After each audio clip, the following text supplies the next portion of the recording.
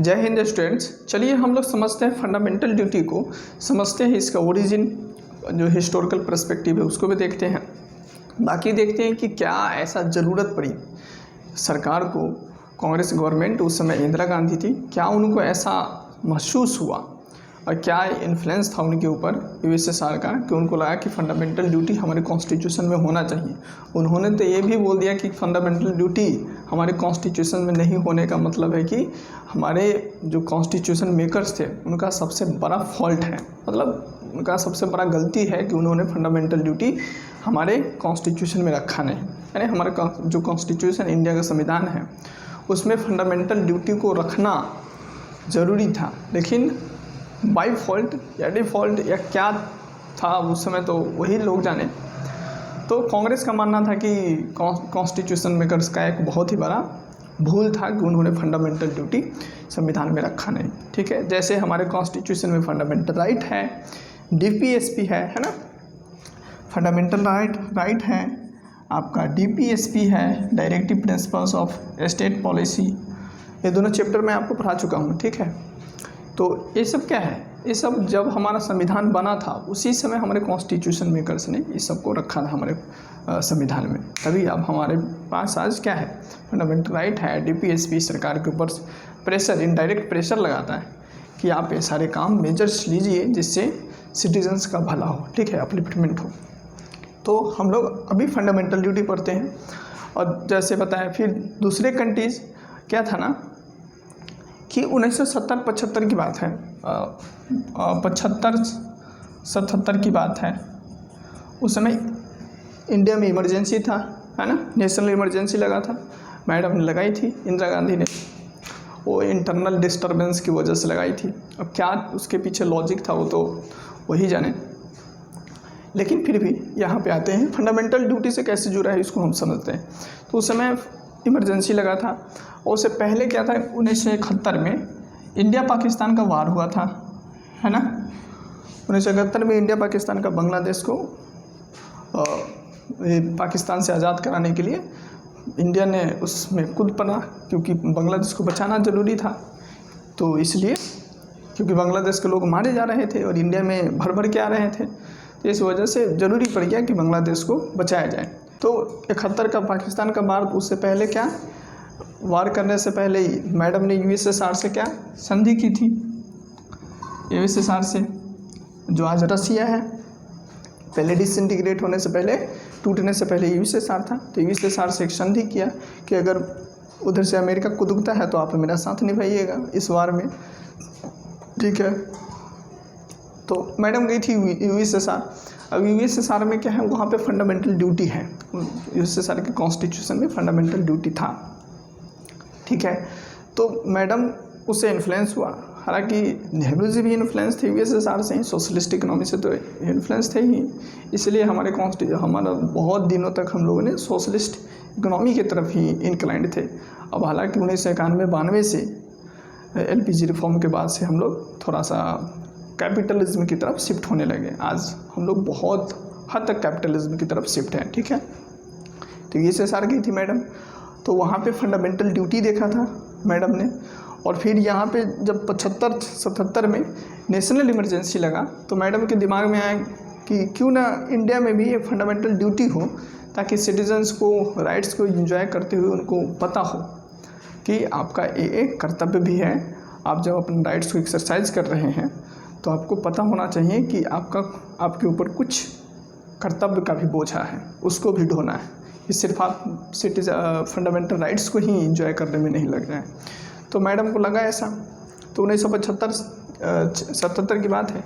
तो 76 में मैडम ने क्या किया, 1976 में स्वर्ण सिंह कमेटी को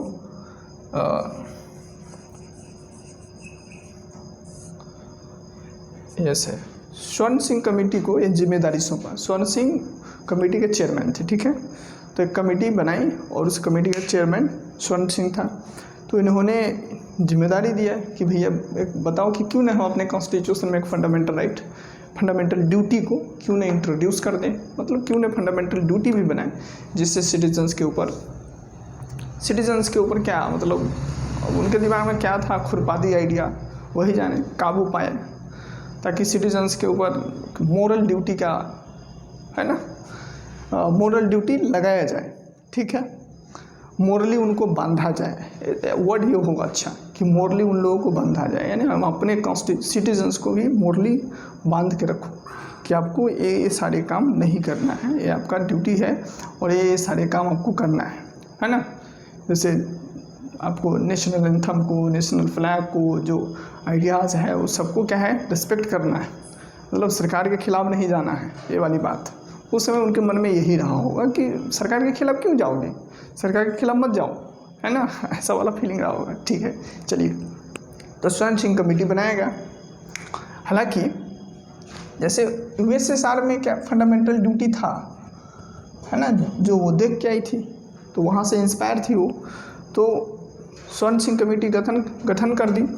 लेकिन स्वर्ण सिंह कमेटी फिर 1976 में ही अपना रिपोर्ट सौंपा गवर्नमेंट को, और फिर उस रिपोर्ट के आधार पे ही, उस कमेटी की रिपोर्ट के आधार पे ही एक 42वें संशोधन किया गया, ठीक है। 42nd कॉन्स्टिट्यूशनल अमेंडमेंट एक्ट को इंट्रोड्यूस किया पार्लियामेंट में, ठीक है, 1976 में। और इसके थ्रू इस 42nd कॉन्स्टिट्यूशनल अमेंडमेंट एक्ट के थ्रू क्या किया, संविधान में एक पार्ट जोड़ दिया 4A, ठीक है।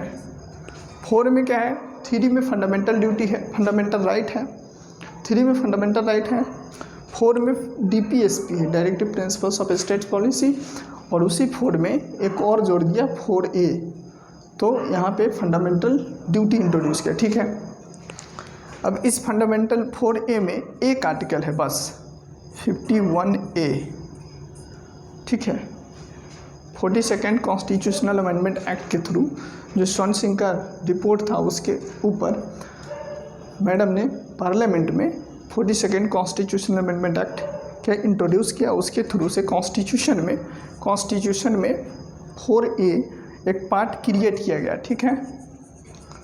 और उस पार्ट में एक आर्टिकल है, क्या है, एक आर्टिकल है 51A। इसी में वो सारे चीज़ लिखा है कि क्या क्या आपको करना है, क्या क्या आपको, मतलब किसको रिस्पेक्ट करना है, किसको रिस्पेक्ट नहीं करना है, जो हमारे नेशनल लीडर्स हैं उनको रिस्पेक्ट करना है ना। जैसे आपको बताया कि क्या उनका मकसद क्या था कि सरकार को रिस्पेक्ट किया करो, ज़्यादा क्रिटिसाइज मत करो, उसमें उनका कुछ और ही फॉर्म था, ठीक है। चलिए, तो ये हुआ आपका फैक्चुअल इंफॉर्मेशन। हालांकि यूएसएसआर में फंडामेंटल ड्यूटी तो है, लेकिन जितने भी डेमोक्रेटिक कंट्री, हम लोग तो फंडामेंटल ड्यूटी बना दिए 42nd कॉन्स्टिट्यूशनल अमेंडमेंट एक्ट के थ्रू, तो हम लोगों ने इंट्रोड्यूस कर दिया, ठीक है। आज हमारे कॉन्स्टिट्यूशन में फंडामेंटल ड्यूटी है, इसलिए मैं आपको पढ़ा रहा हूँ, है ना।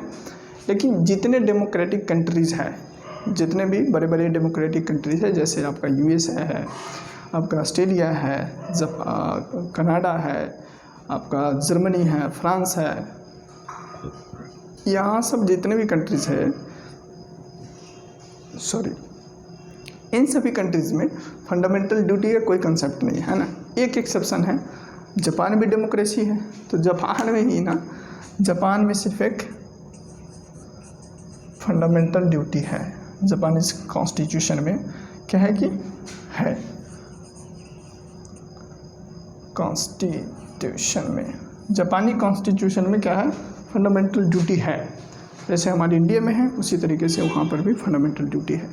तो ये हुआ कुछ आपका हिस्टोरिकल बैकग्राउंड कि क्यों यूएसएसआर से वो इंस्पायर थे, और यूएसएसआर के ये पैटर्न पे उन्होंने क्या क्या फंडामेंटल ड्यूटी को हमारे कॉन्स्टिट्यूशन में भी इंट्रोड्यूस करने की कोशिश किया। कोशिश करते करते उन्होंने इंट्रोड्यूस भी कर दिया, और 42nd कॉन्स्टिट्यूशनल अमेंडमेंट एक्ट के थ्रू 1976 में हमारे संविधान में संशोधन करके पार्ट 4A क्रिएट किया गया, और पार्ट में 51A आर्टिकल है, उसी आर्टिकल में ये सारे फंडामेंटल ड्यूटी आपका लिखा हुआ है, ठीक है। तो ये हुई बात। हालांकि फंडामेंटल ड्यूटी के फिर उसके बाद क्या हुआ ना कि मैडम 1975-77 में तो नेशनल इमरजेंसी लगाया था, और बहुत ही बुरा, मतलब उसको ब्लैक कुछ करके ऐसे ही बोलता है, ब्लैक डे के रूप में कुछ ऐसा बोलता है ना। मतलब बहुत ही बुरे तरीके से हालत कर दिया था देश का, पूरा पावर मैडम अपने हाथ में ले रही। तो उसके बाद क्या हुआ कि मैडम हार गई। उसके बाद जो जनरल इलेक्शन हुआ नेशनल इमरजेंसी के बाद, उसके बाद मैडम हार गया, है ना। उसके बाद जनता पार्टी की सरकार आई, मोरारजी देसाई बनाई। मोरारजी देसाई ने बनाया गवर्नमेंट। तो मोरारजी देसाई ने हालांकि कुछ ऐसा किया नहीं। एक होता है कि चलो बदल देते हैं, क्योंकि 42nd कॉन्स्टिट्यूशनल अमेंडमेंट एक्ट के थ्रू मैडम ने बहुत सारे कुछ किया था, फंडामेंटल ड्यूटी ही नहीं और बहुत सारे कुछ चेंज किए थे कॉन्स्टिट्यूशंस में। तो मोरारजी देसाई के गवर्नमेंट जब आया तो 44th constitutional amendment act introduce किया संविधान में। तो बहुत सारे जो उलट पलट किए थे, है ना। 42nd कॉन्स्टिट्यूशनल अमेंडमेंट एक्ट को ही मिनी कॉन्स्टिट्यूशन बोला जाता है, ठीक है। तो क्या फिर जो मोरारजी देसाई के गवर्नमेंट आया तो उन्होंने 44th कॉन्स्टिट्यूशनल अमेंडमेंट एक्ट के थ्रू जितने सारे जो प्रोविजंस को चेंज किए थे, इन्होंने अपने हिसाब से, सरकार के हिसाब से, अपने सुटेबिलिटी के हिसाब से इन्होंने सारी चीज़ लिख रखा था कॉन्स्टिट्यूशन में, उसको चेंज किया ताकि एक मतलब और सरकार सही से फंक्शन कर पाए। ऐसा ना कि ऑटोक्रेट हो जाए, है ना, डेमोक्रेसी के नाम पर कुछ भी करना स्टार्ट कर दे। तो वो वाली बात को, जितने जो खराब प्रोविजंस डाला था जिससे सरकार को सुपर पावर, मतलब सरकार के पास ज़्यादा पावर आती थी, जिससे सरकार को मतलब अथाह पावर मिले कुछ भी करने का, उन सारे आर्टिकल्स को क्या किया 44th कॉन्स्टिट्यूशनल अमेंडमेंट एक्ट के थ्रू जनता पार्टी की गवर्नमेंट ने, मोरारजी देसाई की सरकार ने क्या क्या हटा दिया, ठीक है। लेकिन जो फंडामेंटल ड्यूटी का कंसेप्ट था वो रहने दिया, क्योंकि हालांकि इसमें कुछ खराब बात नहीं लिखा है, बाकी जो आपका लिखा है वो सही ही लिखा है ना। क्या लिखा है ये दूसरे वीडियो में मैं आपको बता चुका हूँ, बहुत ही डिटेल में मैं आपको बताया हूँ। मैं छोटा वीडियो इसलिए बनाया हूँ ताकि आप लोग लंबा वीडियो देखोगे नहीं तो फिर मेरे पढ़ाने का फ़ायदा नहीं है। तो इसलिए मैं छोटा सा वीडियो इसलिए इंट्रोड्यूस करने के लिए आपको बताया हूँ, ठीक है। फैक्चुअल इन्फॉर्मेशन थोड़ा आपके लिए।